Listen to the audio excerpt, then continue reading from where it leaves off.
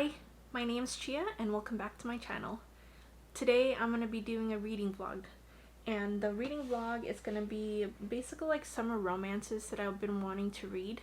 I've been wanting to read more Abby Jimenez books, and Part of Your World came out earlier this year and I've been hearing nothing but great things about this. This is a part of sort of like a standalone interconnected series. This is the third book in a Part of Your World series, which is Part of Your World and also Yours Truly. So I'm going to do a reading vlog and take you guys along about what I think about all these books. And also it's summertime. It's warm outside, it's hot. And all I want to do during summer is to read cheesy romances, because trying to concentrate on a really big fantasy in the summertime is just hard. So I decided to read some of the good romances and eventually make my way up to this. And can't wait to see what I think about these books and come along with the reading vlog. Okay, I wanted to give you guys a little update. I'm about 150 pages into Part of Your World. So we start off this book with Alexis driving back home from her great aunt's funeral in Minnesota, and she ends up getting stuck in a ditch and needs to call a tow truck to come help her out. It's the middle of nowhere, and then she calls the tow truck to come help her out in the nearest town, but the next nearest town is called Wakan, and they give her a quote that it's gonna take about an hour or an hour and a half for her to come and get rescued. She's waiting in her car, and then there's a truck that pulls up behind her, and a guy with a dog comes over to help tow her out, because he says that if she keeps waiting for a tow truck to come out, the nearest closest one is one person who's probably too drunk right now to go pick her up. He helps her out of the ditch, and then after he helps her out, she ends up going to the only place that's really open during the night in this small town, because she ends up getting hungry. And then she goes into the bar and she ends up running into the guy who helped her out, and we find out his name is Daniel. Daniel is with a few of his friends, and then they see Alexis walk in and they notice that she's not from around the town and she's kind of like a city girl, and Daniel immediately recognizes her. So his friends around him end up trying to make a bet with each other to see who would be able to take her home. Daniel doesn't want any part of it, so he ends up getting ready to leave to go home. So he approaches Alexis and warns her, saying that, hey, my friends over there are making a bet to see who would go home with you. She brings up the idea of splitting the bet with him so that he wins, and then they split the bet, which is like $100. She ends up pretending to go with him, so they walk out, and then she ask him if there's anywhere else open that has food. He tells her no, that the bar is the only place open in the whole entire town. He propositions her and says, I have some grilled cheese that I can make you over back in my house. They end up having a one-night stand, and she ends up trying to leave early in the morning because this is not usually what she does. She doesn't do one-night stands. She used to be with this guy named Neil, who also works at the same hospital that she does. He's another surgeon over there. She's a physician in emergency medicine. That's the department she works for. And then she has a friend named Bree. Bree is also a fellow physician in this department, and she ends up telling her everything that happened the night before about meeting Daniel. Tells good of a night that they ended up having, how genuine he seems. So Bree encourages her to keep seeing him, not to make it anything serious, but just so that she sort of get over her ex with him. And then we find out how much of a jerk her ex is, and how he was emotionally abusive to her, and also ended up cheating on her. That's the reason why that they ended up breaking up. When she ends up coming home after her one-night stand, her twin brother is waiting for her in her house because he knows like the codes and everything to get in. He ends up announcing to her that he's permanently leaving the hospital that they both work at. And they both come from a family where they're basically forced to become doctors because that's what's expected of them. They come from a long line where their family name is very prominent in the hospital they work in. Their family has donated lots of money to the hospital, and over 150 generations of their family's name has worked in the hospital. There's never been a time in the past 150 years where there hasn't been a family member from there working in here. Her parents are newly retired, so the torch is basically passed on to them. She doesn't want the spotlight. She always hoped that her brother would be the one to have the spotlight for being the famous family member in the hospital, but he ends up announcing to her that he wants to move to Cambodia, where he has been for the past year, and he ends up telling her that he's permanently leaving the hospital, and then he's moving over there so that he can get married. So after Alexis has the one-night stand with Daniel, she keeps seeing him. and keeps driving over to the town to visit him because it's sort of her way of relieving the pressure that she has from her family and also from the hospital and pressure from her ex, so that she doesn't have to keep running to him all the time. I'm really liking it so far. The writing's really good. Abby Jimenez has good writing. She writes the plots well, and I really adore her characters, so I'll update more. Okay, I wanted to give a little bit of an update. I'm about 226 pages into Part of Your World. I'm almost done. There's 372 pages in this. In my last update, Alexis has been going over constantly to back and forth to Wakan. She lives a couple hours away from the town, so it takes her a little bit to get there, so she can only stay like a couple of days during the week because she is a doctor who has crazy hours. And she's getting to know Daniel more and more, and Daniel's falling for her more and more. And she learns more about the town and interacts with a lot more people who live there. And in this town, there's not really... It's so small that there's no hospital, there's no clinic, there's not even a doctor. Daniel does have a friend who used to be a medic in the army and offers like quick patches to people but doesn't really know any medical. But these people who find out she's a doctor end up going to her for like little ailments. She helps out with some of their medical conditions. So we find out more about her and her ex. Her ex is a piece of trash. He not only cheated on her, but he was emotionally abusive to her during the whole entire relationship, gaslighting her, making her feel less, not letting her take care of herself because he took care of everything for her, that he almost made it seem like that she could never get on without him unless somebody was taking care of her. And what Daniel's slowly doing is showing her how to take care of herself. She ends up learning how to cook because since both her parents are surgeons and she's lived a wealthy lifestyle, she's always been used to maids cleaning up after her and cooks cooking for her. And she realizes how little she knows is about the basic things, how to take care of a house, how to figure out how to fix certain things in a house. There's this thing that her ex does where, since both of them own the house they lived in, he ends up trying to tell her that he wants to buy her half of the house, and she says, no, I want to keep the house. It's the least you could do for how you've treated me. And of course he's very stubborn about it, and he ends up showing up to the house with cops to tell her that he's gonna move in there because both their names are on the lease.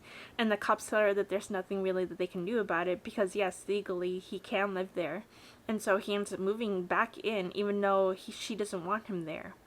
And so it's sort of like a standoff between them. She doesn't want to move, he doesn't want to move, and I think he also hopes that he can win her back. And then we learn more about her parents, and this is the pressure that they put on her. Her parents are so unsupportive of her. They forced her and her twin brother to be doctors. Like, there was no occupation out that they could have had because they forced them to do it. They don't like the fact that she chose to go into emergency medicine instead of becoming a surgeon, which both of the parents are. And her dad is such a jerk. You see, he basically takes her ex's side and tells her, oh, I don't understand why you can't make it work with him despite the fact that Neil cheated on her. He tells her that, oh, he's the best one for you because of the fact that Neil is prestigious and is popular at the hospital. And her dad keeps telling her, why don't you go through couples counseling? You're not trying hard enough to fix this relationship, when Neil was the one who was emotionally abusive and also who cheated on her. And I like the interactions with her and Daniel so far. I think he's definitely one of those golden retriever type kind of boyfriends, and he wants nothing more than to be committed to her, even though she keeps telling him there's no future between us. And he said, it doesn't matter, I just love spending time with you. And I think he also secretly hopes that they will end up becoming something more permanent later, despite how different their lives are, how she's a doctor coming from a wealthy family. I like Abby Jimenez's writing. She's very in-depth with it, and the town is a typical small town where the population is really small and everyone knows everyone. And since I'm almost done, I might just finish this today, so I just wanted to give an update. I finished Part of Your World. This was really good. I really liked it. I like how it ended, and the third act conflict is the typical miscommunication trope that usually happens in romance novels. This one was really good. It was more external conflicts that they felt they couldn't overcome, or should I say more external conflicts that one person was willing to overcome and try their hardest for, but the other person just wasn't hopeful to see it to the end because there was just too much difference between them, despite the other person wanting to try harder. I thought the ending was great. The whole entire time I kept thinking that this seemed like a typical romance novel or like a rom-com. I liked how the ending, where it's sort of like them running to each other at the end. It doesn't exactly happen like that, but it does. It's very similar how the ending is. I liked how they found ways to resolve problems on their own. I loved how the main character grew from the beginning of the book to the end, because she did realize that she does deserve to be happy, and she needed to unlearn stuff from her past that basically traumatized her mental being, and also traumatized how she was being treated in her life, and it also affected how she chose who would be her partner. And also there's a part in this book where sort of the town kind of has sort of like a magical realism to it. It's like the town has a mind of its own. It forces the town members to follow fate. For example, acorns falling from the tree or raining down from the tree in the middle of spring. It has a way of forcing people to do certain things, told from dual point of views. So it's not only one point of view that you're getting the whole entire time. You get both of their perspectives, especially since Daniel lives in a small town and she lives in the big city. So highly recommend. This was for sure a 5 stars. I love how it ended. I love how it made me feel. Like I said, Abby Jimenez is a good writer, and I can't wait to move on to Part of Your World. One thing I forgot to add when I was going through my breakdown of Part of Your World, I like that there was parts of introducing problems that a lot of people go through in their lives, like mental issues and hard topics are introduced in this book also, so look up the trigger warnings as well. It was handled really well, as if she researched really well about the certain topics that happen here. So there's a character who has depression and anxiety. There's some abuse that happens. I do like how it was handled in this book, that it was not only a rom-com, but it also handled hard topics about people that they cared about. So I wanted to update it as well.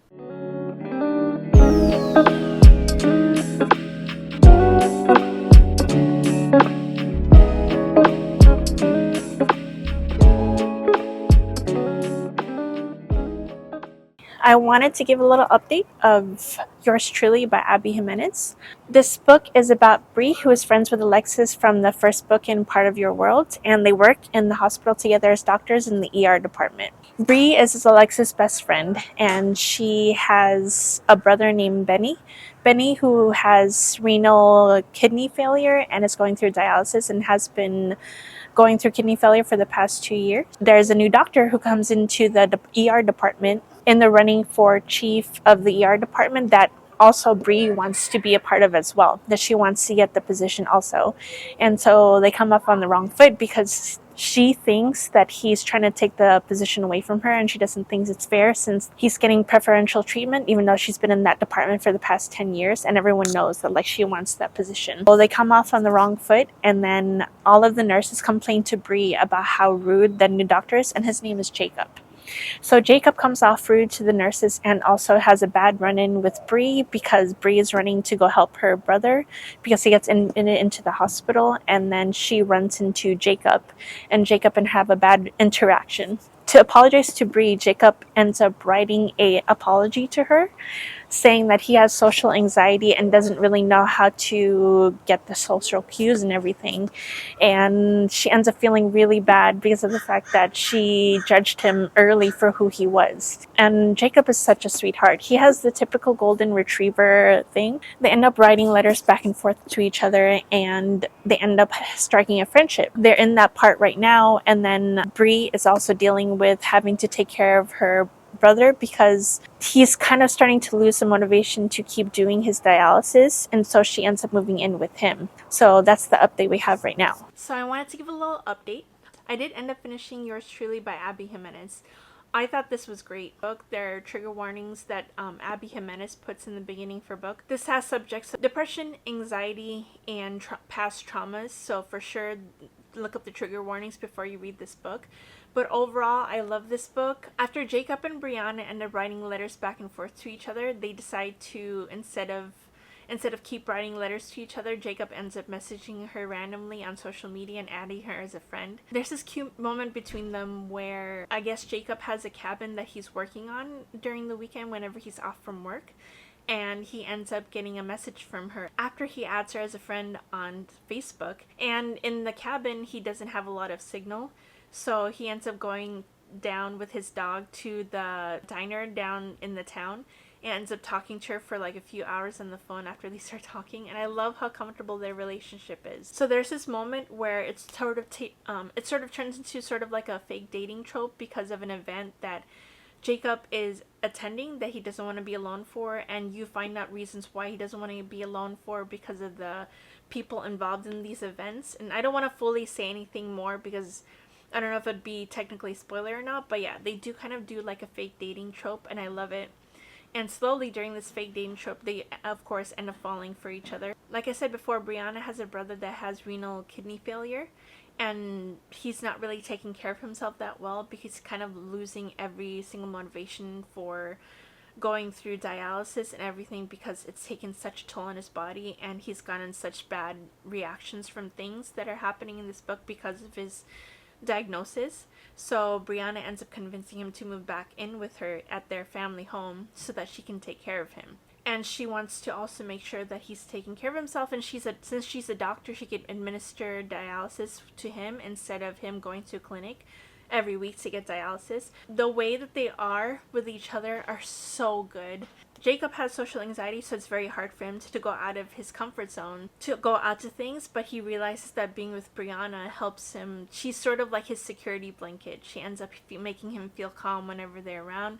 And it's funny because you end up exploring more stuff about his family, and his family is big and loud and very outgoing, so she ends up meeting them, and completely opposite of how Jacob is. The third act conflict made me cry so much at the end of this book, but they learn ways to overcome it, of course, and highly recommend. Another 5 stars by Abby Jimenez. So the last book that I'm going to read a part of this vlog, this is the reason why I wanted to read the first 2 books in the first place, because since it's a part of the interconnected standalone, a lot of people said that yes, you don't have to read the first 2 books to know what's going on in this book, but they also said that characters from the first 2 books show up in here, and so I wanted to read those other 2 books to get it, and I'm so happy that I did because Abby Jimenez is starting to become one of my favorite authors. This book follows Emma and Justin. Both Emma and Justin refer to themselves as the good luck charms for other people.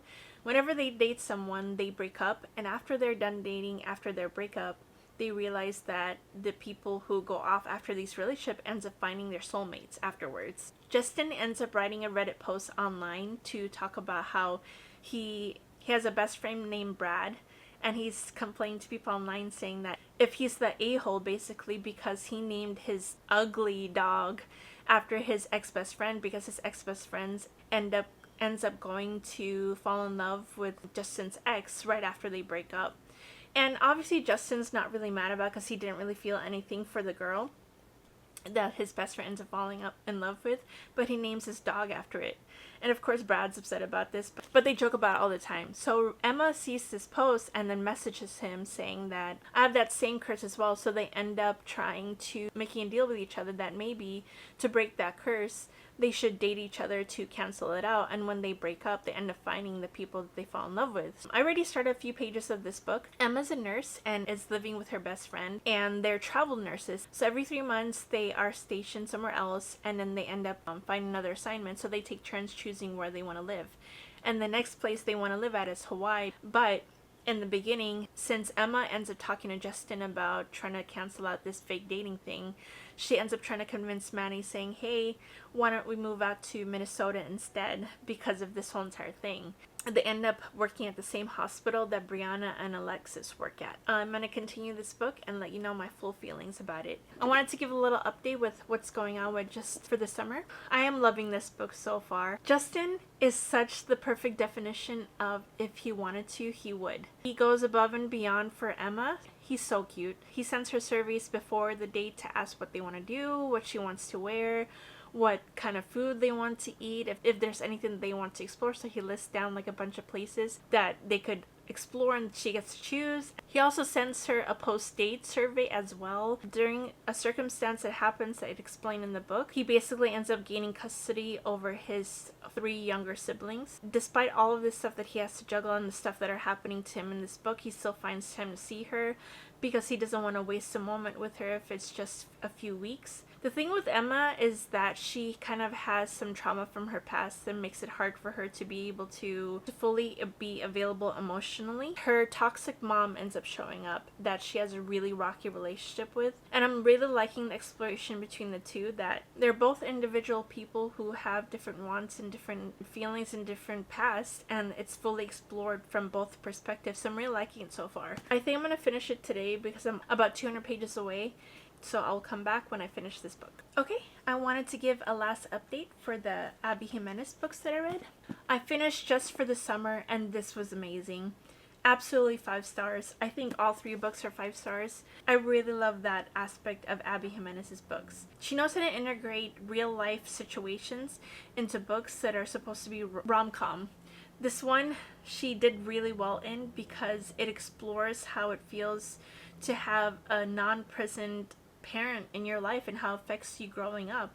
And that's exactly what we explore in this book, and to sacrifice yourself in order to overcome the traumas that you get from choices made by your parents. And this explores this really well. I love that she writes these things into here because sometimes I think that certain rom-coms are a little bit too cheesy. The thing is, these are individual people that shows how they navigate not only their past traumas but how to navigate to come together. And I love the fact that it explores each other individually rather than having to change for somebody else. I think you have to change for yourself. The only motivation that you'll ever have to actually deal with stuff that are happening through your traumas and your emotions is by dealing with it through helping because you want help rather than helping because somebody else forces you to. So I think this explores this really well. This is definitely my favorite out of the 3. So I highly recommend all these books. Part of Your World, Yours Truly, and Just for the Summer. And I'm so happy that I did read these first 2 books because, like I said, there are some people who make appearances from these 2 books right here. And the moment they made appearances, I was so giddy because I love seeing the former characters from these 2 books because of how much I cared for them and felt for them and saw everything through their point of views. And when they showed up on page, I loved it so much. So it does have a great significance to me. Like I said, you don't have to read these 2 books to get this one, but at the same time, I do recommend it just for connectivity sakes. And I hope I inspired you to pick up Abby Jimenez if you haven't yet, because I honestly think she's working her way up to becoming my favorite author of this year. And if you read these books, please sound off in the comments below and let me know your opinions, your thoughts, and I will see you guys next time. Bye!